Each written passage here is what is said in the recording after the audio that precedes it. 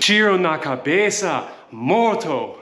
UFC 322 goes down this weekend, and I'm going to break down the full card and give you all my predictions. If you're just here to see the Prates Edwards breakdown, there are timestamps below, and I have chapters on the video. This is definitely one of the best events of the year. I have been looking forward to this one for a while. We're going to go top to bottom here, starting with the main event. We've got Jack Della Maddalena trying to make his first title defense of that 170-pound belt against Islam Makhachev. Well, I tell you what, this is a true super fight. Islam doing what Khabib never tried to do and go for that double champ status. I know they don't let guys actually be double champs anymore, but he'll be a double champ if he wins this fight. Now, in preparation for this video, I've been rewatching the tape on both of these fighters, and I've got to say, I can see an argument for both fighters. I think this is going to be a competitive fight, and based on that, I think these odds are way off. I think this fight should be closer to a pick'em rather than a nearly minus 300 for Islam, but that is what happens when you have a guy who's 27-1, especially fighting out of Dagestan. As we all know, betting on Dagestanis is usually quite profitable, so I'm not surprised by these odds, but I think they are disrespectful to the champ, JDM. Every time you get a Dagestani fighter, you're going to get serious juice on their odds. The books don't want you making money off these guys because they usually win. Islam's 27-1 record reflects that, so I'm not shocked that he is nearly a 3-1 favorite, but if you're betting just on the value here, you gotta go with JDM. As far as my actual prediction goes, regardless of the odds, I'm gonna have to go with the challenger, Islam Makhachev. Psych! I'm taking JD fucking M.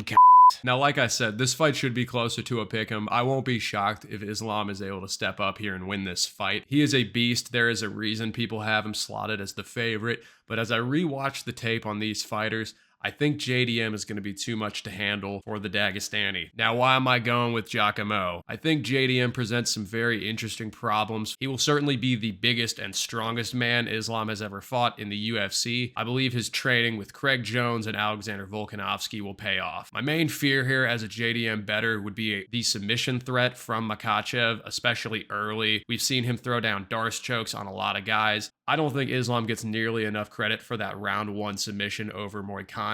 Considering Moicano's style, his specialty is the grappling. That is his strongest area, and Islam sliced through him like butter. However, Jack has been working with Craig Jones, and he has been training specifically for that threat. So I think he will be able to stay safe, even though he will likely get taken down. We've seen other guys like Volkanovski in the first fight and Dustin Poirier for the first few rounds of their fight able to survive on the ground with Islam. So the question is, can Jack actually stay on his feet for a significant enough portion of this fight to either knock Islam out or rack up the points needed for a decision victory? And I think he can do it. If you watch his fight with Bilal, we saw a massive improvement in his takedown defense from some of his earlier fights. You know, if you wanted to pick Islam, going back and watching Jack's fight against Burns would probably make you feel pretty secure in your prediction. But JDM is only 29. He is definitely making big improvements fight to fight, whereas Islam at 34, it's not to say he isn't still improving, but he is in his prime, soon to exit it. I think now stepping up to 170 pounds, even if Jack doesn't necessarily have more grappling skill than a guy like Dustin Poirier or Volkanovski, he has the element of physicality that those two fighters did not have, especially Volk, given he was a smaller featherweight stepping up to 155. Islam will have to work harder to get Jack down and keep him down. Islam is going to find a bit more difficulty in imposing his will in this fight. And when he's stuck on the feet with JDM, I think he's going to get his face boxed off. I think Jack's style on the feet does lend itself well to the takedown defense. He just needs to watch out for some of those clinch trips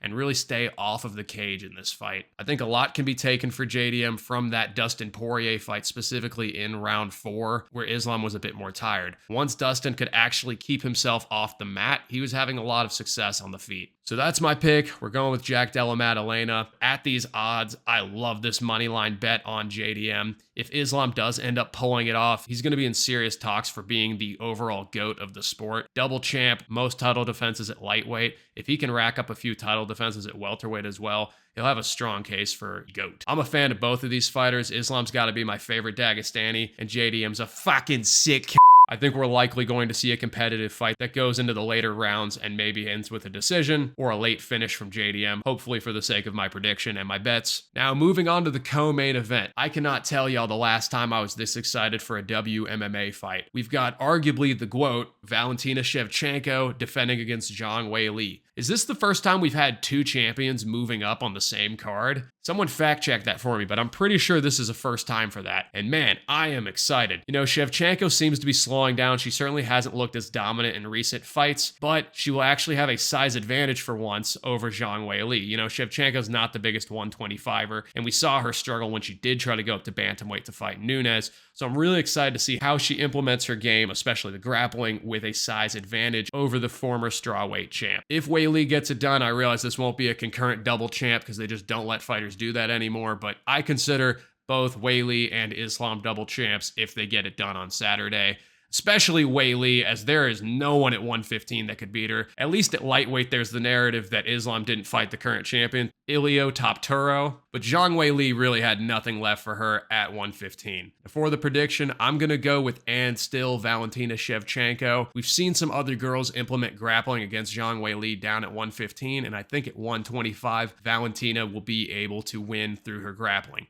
I wouldn't be surprised if this is a very competitive, close decision, maybe a 3-2 scorecard, a split decision even, and I would be worried about Valentina getting hoed on the scorecards. Not that the UFC has it in for her, but we know the UFC is very interested in certain markets, and China has to be one of the biggest ones possible. I mean, we've seen the links the NBA goes to try to secure at the Chinese market, and they obviously really like having a Chinese champion. We see the same thing with some of the special treatment that French fighters get and some of the other national markets that the UFC wants to take over. This fight is nearly a pick'em. I think I will be throwing some money on Valentina. I like the Valentina decision prop or just the Valentina money line, as I do think she gets it done, likely by decision. 49-46 and 2 48-47s. Moving down the card, Sean Brady versus Michael Morales. I feel like this fight's a bit slept on. I haven't heard a lot of people talking about it, but these are two rising contenders that are likely to be seen in the welterweight division for a long time.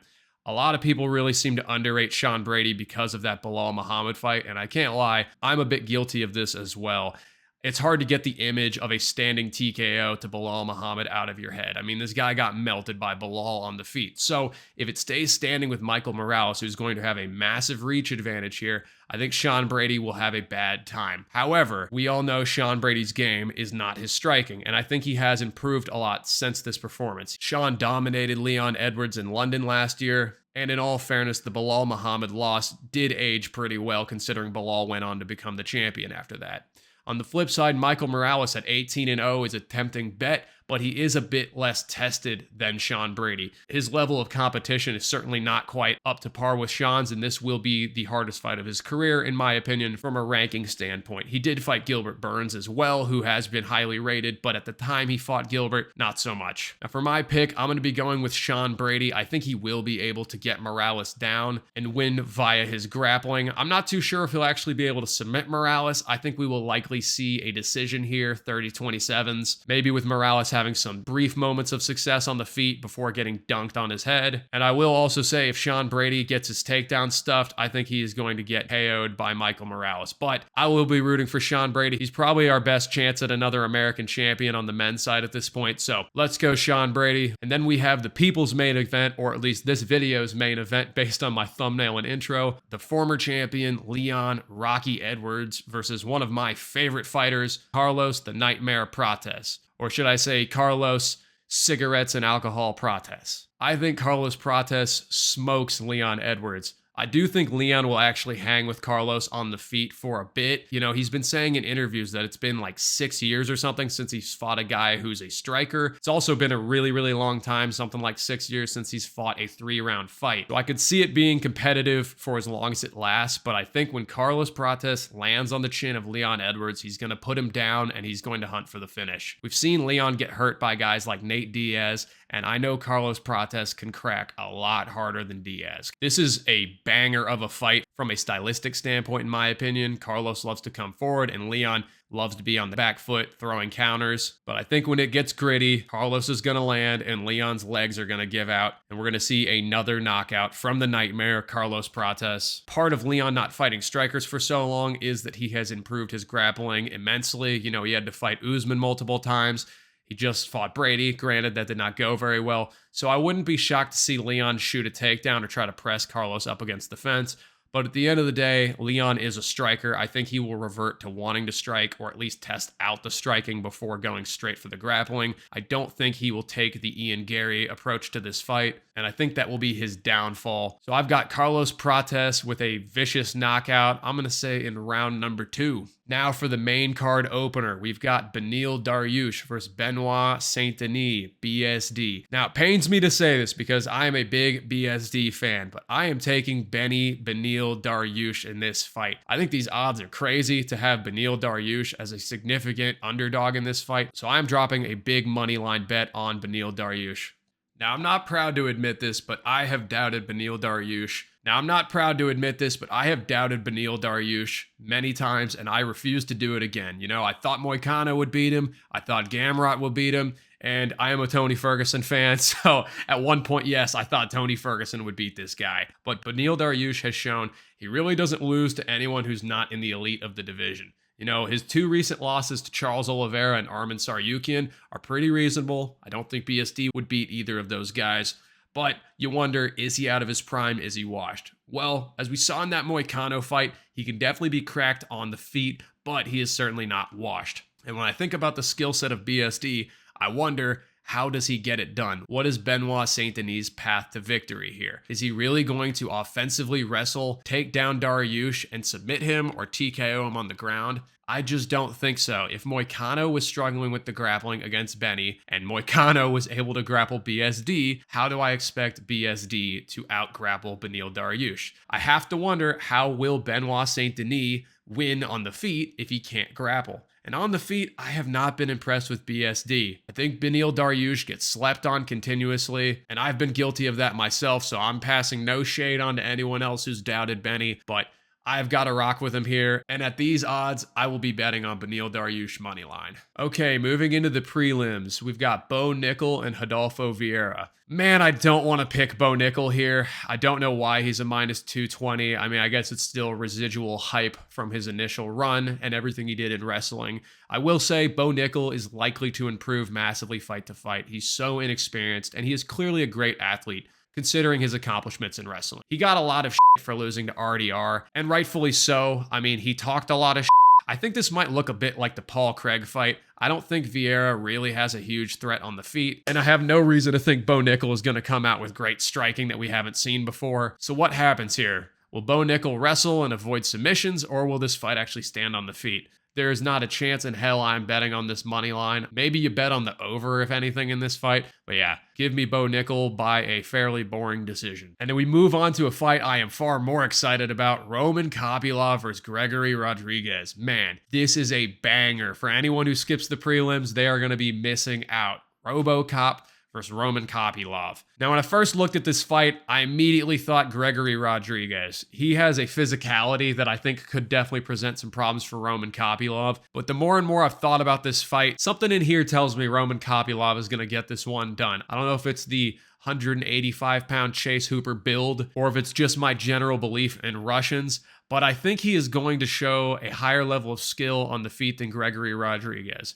As long as Roman can stay out of the fire and not get stung too hard by the very physical Brazilian, I think Roman can win this fight. It's hard to know what to make of that Costa loss on Kopylov's resume at this point. Paulo had so much hype on him before the Israel Adesanya title challenge, and then he lost some fights, so people started to think he wasn't very good. I feel like Costa is a great fighter when he actually locks in and tries in his career. This is a bit of a tangent, but I don't think Kopylov is terrible for losing to him. On the other side, we've got Gregory Rodriguez, who I do rate, but I don't think is an elite guy within the division. Granted, I don't think Kopylov is either. I look at that Jared Cannonier loss, and I question why that happened. I think some of the same defensive holes that Cannonier was able to exploit, Kopylov can too. He is a technician in his striking. So give me the Russian Roman Kopylov to get it done here, but this is probably not one I will bet on. Not a super confident underdog pick here. Now for a women's flyweight bout, we have Erin Blanchfield versus Tracy Cortez, and I'll make this one quick. Give me Erin Blanchfield to beat Tracy Cortez.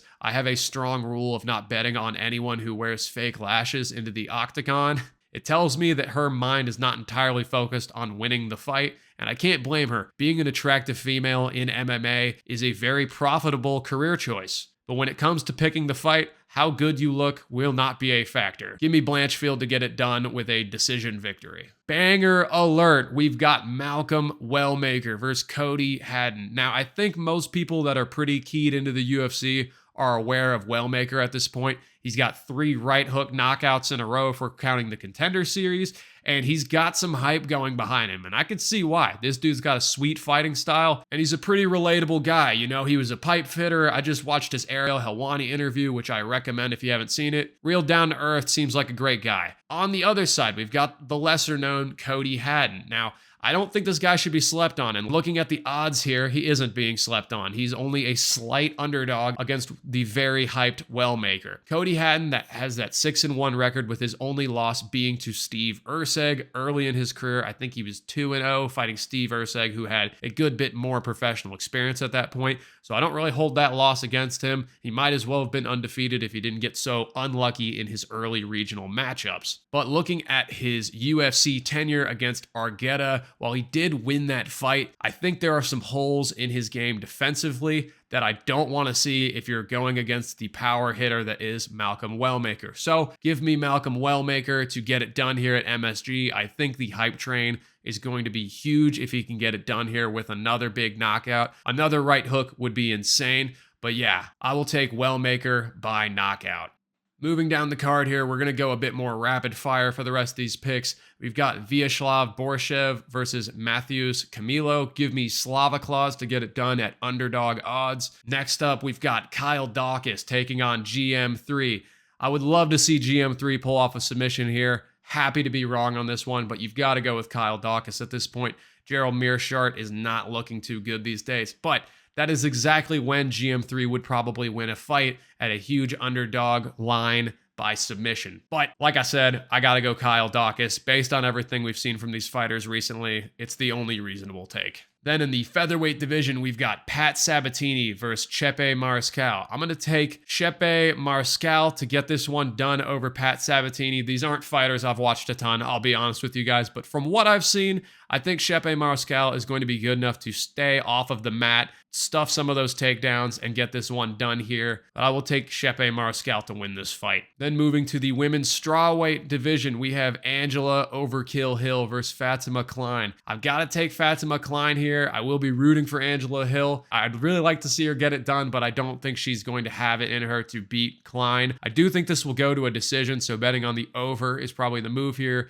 even though it'll be very juiced because WMMA overs are always juiced. Now, Klein does have some finishing potential, but Angela Hill has proven she is pretty hard to finish, and she will likely have her moments within this fight. I'm going to take Fatima Klein to get it done with a decision. And lastly, we have our opening fight of the card, the Chechen with the hard to pronounce name versus Eric Mechanico. Give me the Chechen to get it done here. I think this guy is going to go far into the UFC before he really struggles. He is a minus 1,000, so I don't think I will be betting on him, but I do think he gets it done here in New York. Well, that's it for my UFC 322 breakdown, boys. Let me know down in the comments who you're betting on. I love to see the picks from y'all, so let me know what you think of this card. Are you guys as excited as I am? And until next time. I might have to start training like this every day. I'm seeing the science, man. I'm seeing the methodology. Oh, f***. All right, maybe not.